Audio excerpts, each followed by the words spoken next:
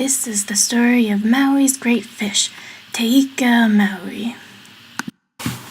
Having returned to his family, Maui sought to go out fishing with his 4 older brothers. His brothers didn't want to fish with Maui though, because they knew that he was an excellent fisher, and they were jealous of his skills. They wanted to protect their own mana. Maui begged them to let him go fish with them, but every day they said no. So one night, Maui took his magical fish hook, made from the jawbone of his grandmother, Mururanga, and he fashioned a rope out of flax. He then snuck over to his brother's waka, and he hid inside the hull. The next day, Maui's brothers took their waka out to go fishing, and they didn't notice that Maui was hiding in it. So the brothers paddled on until they were far enough out to sea that Maui thought it was safe to reveal himself. He jumped out and gave his brothers quite a fright. "Maui," they cried, "what are you doing here? We're going to return to the shore with you now."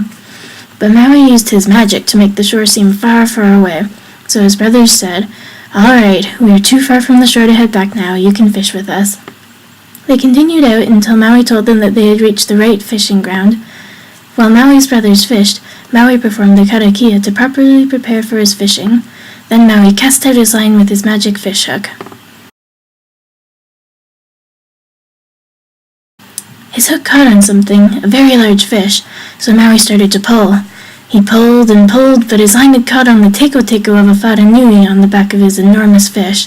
The wharenui belonged to the grandson of Tangaroa, Tanganui. Luckily, the karakia that Maui performed allowed him to pull his great fish up as though it weighed much less than it did. Finally, with a great heave, Maui pulled his fish all the way up to the surface. The great fish he had caught soon came to be known as Te Ika A Māui, Maui's fish, or the North Island of New Zealand. Maui told his brothers to watch over the island while he went back to Hawaii to find a tohunga, or expert, to perform a karakia on the Ika. This needed to be done to free the brothers of the tapu from getting such a great catch, but also to make peace with Tangaroa. However, Maui's brothers did not heed his warnings, and they started to slash at the fish and cut it up. This resulted in the jagged mountains and deep valleys that now crease the land of Te Ika A Māui.